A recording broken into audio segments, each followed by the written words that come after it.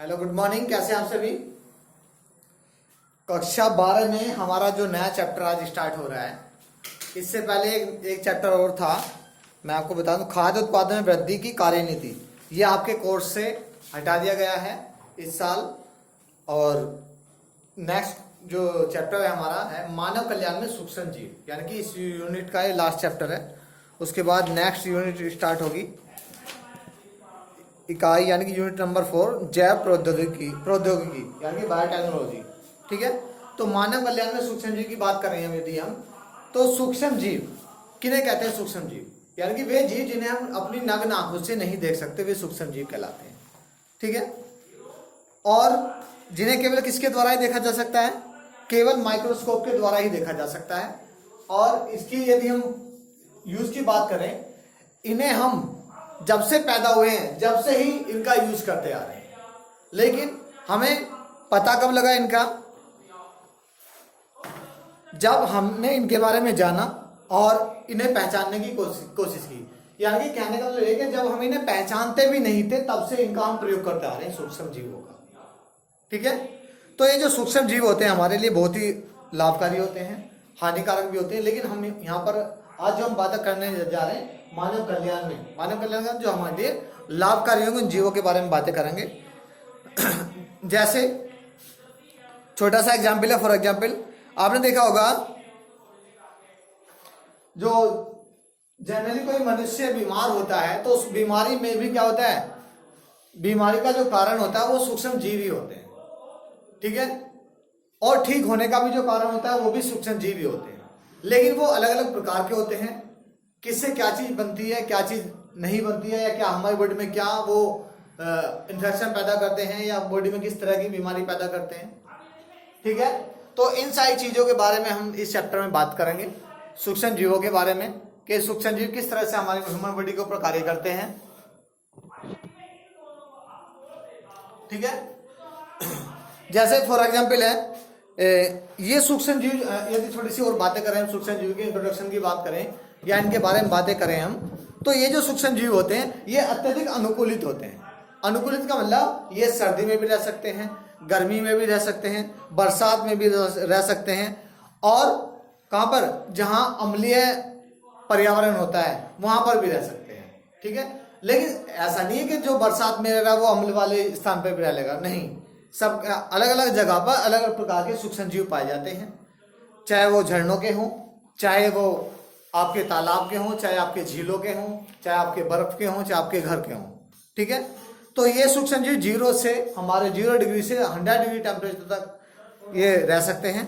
इनके अंतर्गत क्या क्या चीजें आती हैं, या यदि इससे पहले हम बात करने जा रहे हैं इनके उपयोग के बारे में। जैसा कि आपने देखा होगा, बहुत से सूक्ष्म जीवों का उपयोग हम सदियों से करते आ रहे हैं, बहुत ही पुराने टाइम से करते आ रहे हैं। जैसे फॉर एग्जांपल आपने देखा होगा कि जैसे दही जो बनती है, दूध से जो दही बनाने का जो प्रोसीजर होता है, उसमें सूक्ष्म जीव की बहुत ही अहम भूमिका होती है। बिना सूक्ष्म जीवों के दूध जो है वो दही में परिवर्तित नहीं हो सकता है। अगला है शराब बनाने का पहले से ही प्रोसीजर है, उसको फ्रेगमेंट करके बनाया जाता है, किण्वित करके बनाया जाता है, गन्ने के रस को, या और बहुत सारे साधन हैं जिनके द्वारा वाइन को तैयार किया जाता है।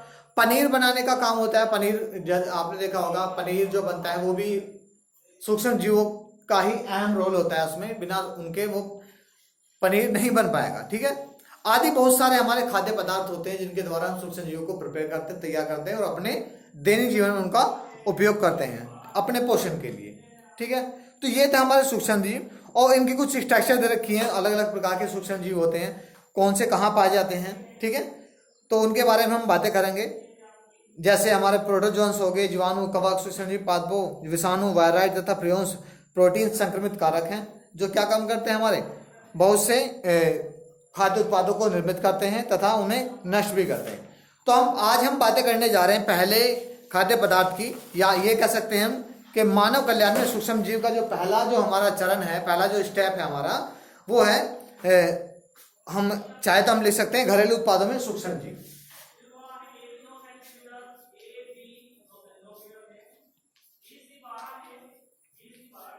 घरेलू उत्पादों में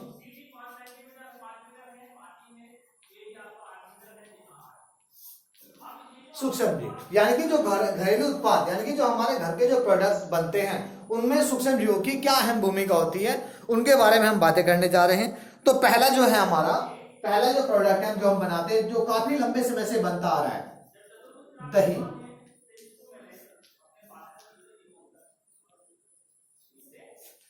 ठीक है, कार्ड की बात कर रहे हैं, दही की बात कर रहे हैं हम। तो दही क्या है? दही एक प्रकार का जो दही है, दही किससे उत्पादित होती है? हमारे दूध से। यानी कि जो हम जो दूध पीते हैं उसी दूध से हम दही को बनाते हैं। वो किस प्रकार से बनाते हैं, किसके द्वारा बनाते हैं, उसके बारे में बातें करने जा रहे हैं हम। तो दूध से दही का उत्पादन होता है सूक्ष्म जीव जैसे।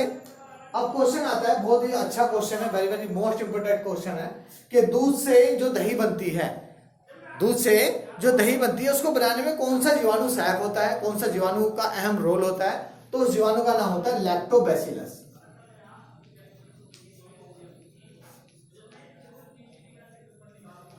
लैक्टोबैसिलस जीवाणु होता है जो दूध को किसमें परिवर्तित कर देता है? दही में परिवर्तित कर देता है, जिससे उसके अंदर विटामिन की जो विटामिन B12 होता है उसकी मात्रा काफी संख्या में बढ़ जाती है। ठीक है,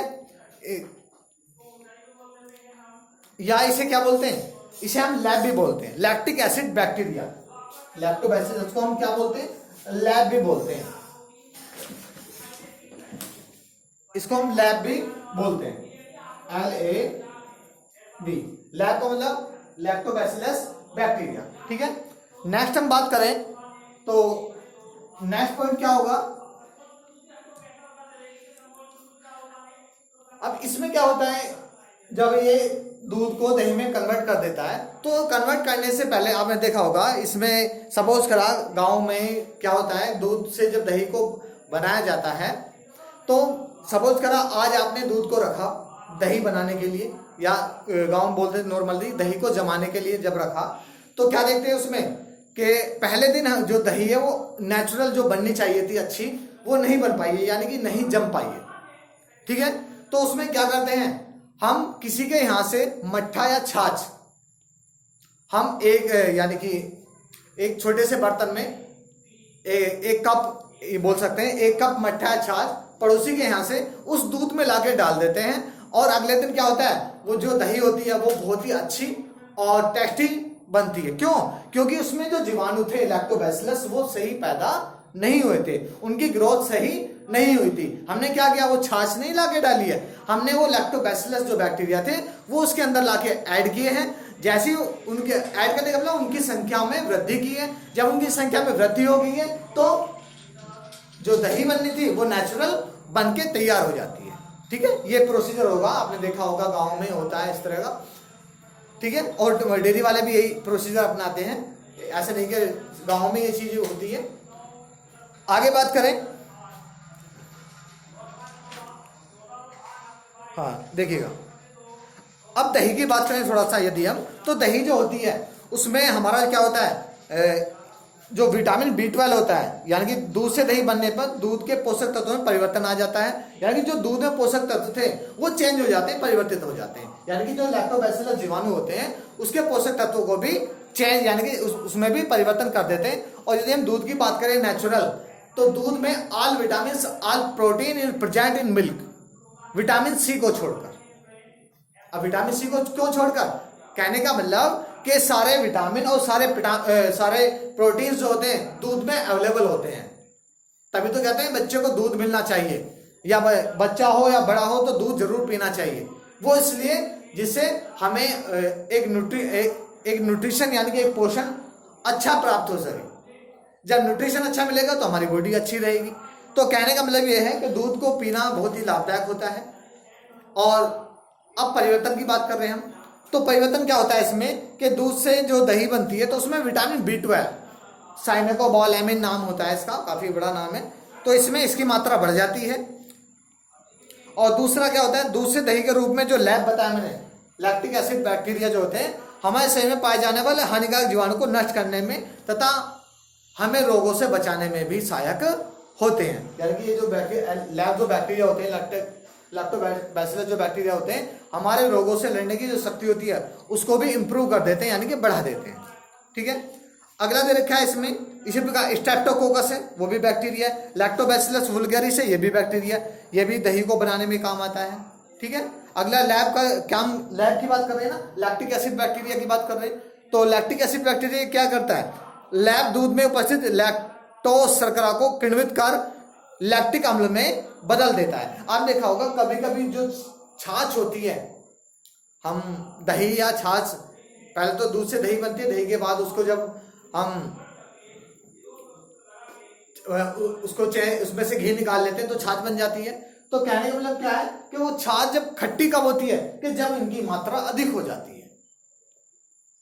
किसकी, लैब की। लैक्टिक एसिड बैक्टीरिया या लैक्टोबैसिलस जीवाणु की मात्रा अधिक हो जाती है तो वो छाछ जो होती है वो खट्टी हो जाती है। ठीक है, तो उसको फिर क्या करते हैं, ज्यादा बैक्टीरिया बन गए तो ज्यादा यानी कि बैक्टीरिया की ग्रोथ ज्यादा हो गई है, तो बैक्टीरिया की ग्रोथ को कम करने के लिए क्या करते हैं, उसको जो बर्तन होता है उसको हम एक बार धो देते हैं और धूप में सुखा देते हैं और फिर नेचुरल वही टेस्ट आने लगता है जो पहले आ रहा था। अगला देखा इसमें डोसा व इडली बनाने में, अगला जो पॉइंट है हमारा क्या है, डोसा व इडली बनाने में। देखिएगा दूसरा पॉइंट क्या है, डोसा।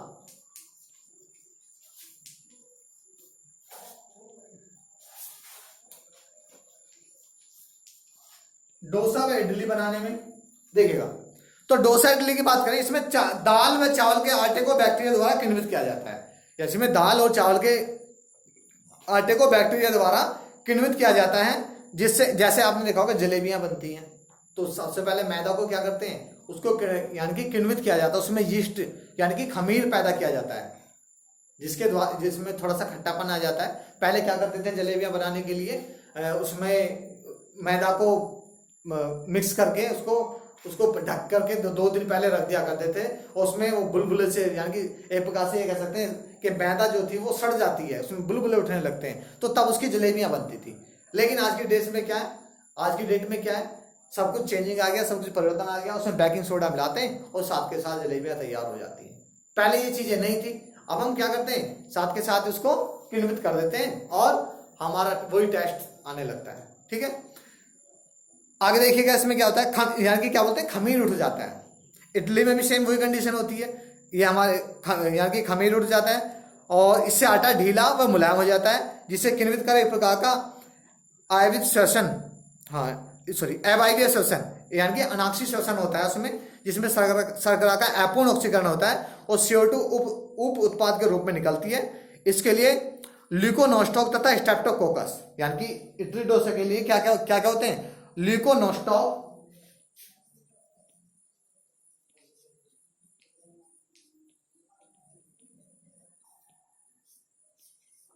व स्ट्रेप्टोकोकस,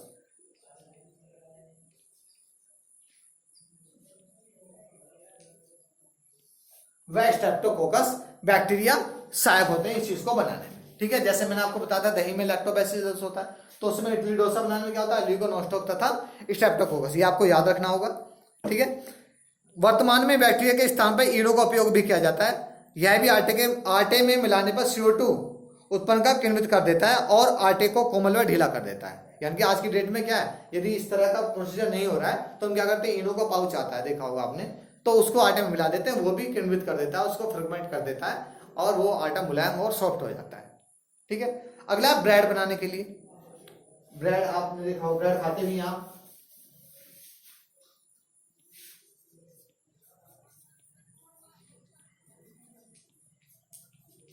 ब्रेड बनाने के लिए, ब्रेड बनाने में क्या होता है, ब्रेड को या डबल रोटी सुना होगा आपने नाम, ब्रेड या डबल रोटी की बात करें थी हम, तो ब्रेड बनाने के लिए गेहूं के आटे को गूंथा जाता है, इससे किण्वित कर बेकर यीस्ट को मिलाकर इसमें कुछ घंटों के लिए रख देता है। यानी कि जो पहले उसके आटे को गूंथते हैं उसमें फिर यीस्ट यानी कि खमीर को मिलाकर रख देते हैं, जिससे वो आटा किण्वित हो जाता है। आपने देखा होगा कभी कभी कि हमारे घर में जो माता बहनें होती हैं वो क्या काम करती हैं, आटे को गूंथती हैं और गूंथने के बाद में क्या करती हैं, सपोज करा शाम को आटा गूंथा और गूंथने के बाद क्या हुआ, आटा ज्यादा गुथ जाता है, परिवार के सदस्य इतने नहीं थे खाने वाले कि जितना आटा गुथ गया, तो उस आटे को उठा करके रख देते हैं। ठीक है, सपोज करा एक बर्तन, गोल बर्तन में रखा, एक छोटे हम बोल सकते हैं छोटी सी टिफिन टाइप में, उसमें हमने रख दिया। उसका लेवल बिल्कुल, सपोज करा हमारा ये टिफिन है और टिफिन का लेवल बिल्कुल यहाँ तक है, यहाँ तक आटा रखा हुआ था, और उसको हमने ऐसे स्थान पर रख दिया, गर्मी वाले स्थान पर, कि हमारे याद नहीं रहा, गर्मी थी, लाइट आने दी थी फ्रिज में। तो जब उसको रख देते हैं तो सुबह जब हम उस आटे को देखते हैं तो आटा टिफिन से बाहर निकला हुआ मिलता है वो, ठीक है, और सॉफ्ट हो जाता है, बिल्कुल एकदम किण्वित हो जाता है, फ्रेगमेंट हो जाता है, ठीक है। नेक्स्ट की बात करें, नेक्स्ट में क्या होता है, इसमें सेम वही प्रोसीजर है, फूल कर उभर आता है, जिससे यीस्ट एंजाइम, यानी कि इसमें होता है जाइमेज एंजाइम सैक होता है, किण्वित करने के लिए क्या होता है, जाइमेज एंजाइम, ये आपको याद रखना होगा। जाइमेज एंजाइम क्रिया करता है इसमें, जिससे उसको सॉफ्ट और मुलायम बना देता है वो, ठीक है, जिससे वो आटे को बैग बनाने में कोमल स्पंजी ब्रेड तैयार हो जाते हैं। आपने देखा होगा ब्रेड जब होते हैं वो थोड़े स्पंजी होते हैं ना, छिद्र वाले, छिद्र से होते हैं उसमें, तो वो इसी कारण होते हैं। नेक्स्ट हमारा क्या है, सोयाबीन उत्पादन। यहां पर रख कर देता हूं इसको।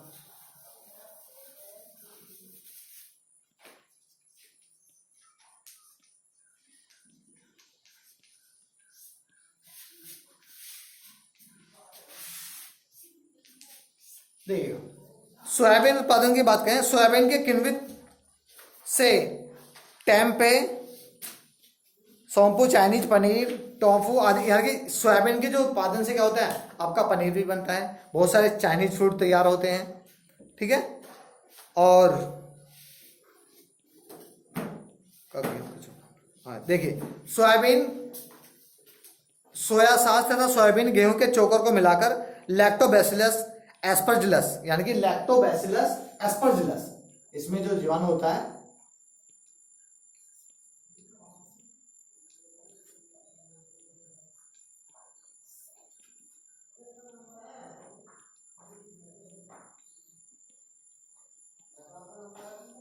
लैक्टोबैसिलस एस्परजिलस जीवाणु सहायक होता है इसमें, ठीक है, जिससे हमारी सोयाबीन की जो आपने देखा होगा, सोयाबीन की जो बड़ी आती है उसको बनाने की बात कर रहे हैं।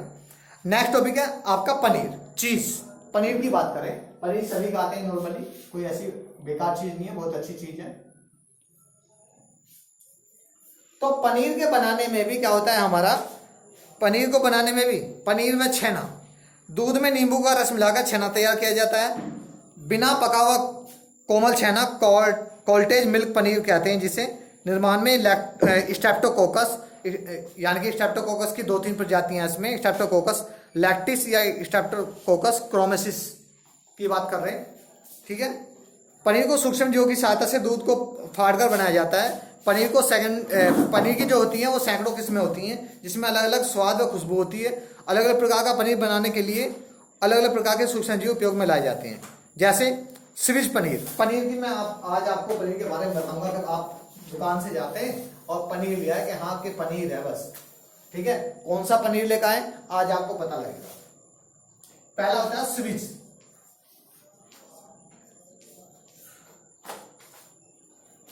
स्विस चीज, चीज बोलते हैं पनीर को, ठीक है।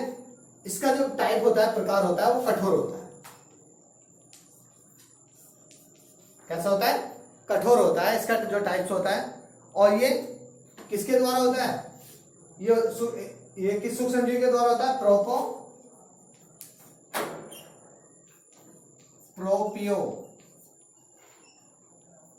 प्रोपियोनी बैक्टीरियम,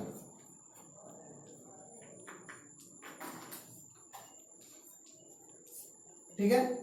सेकंड की बात करें, दूसरा पनीर, दूसरा जो पनीर होता है ये वाला, ये होता है रॉक फॉन्ट,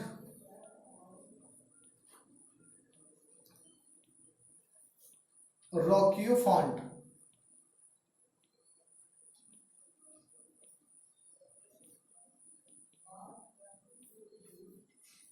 इसकी बात करें तो ये अर्ध ठोस होता है, आधा ठोस होता है, ठीक है, आधा ठोस होता है। और ये बनाया किससे जाता है, पेंसिलियम और रोक्यूफोर्टी कवक के द्वारा,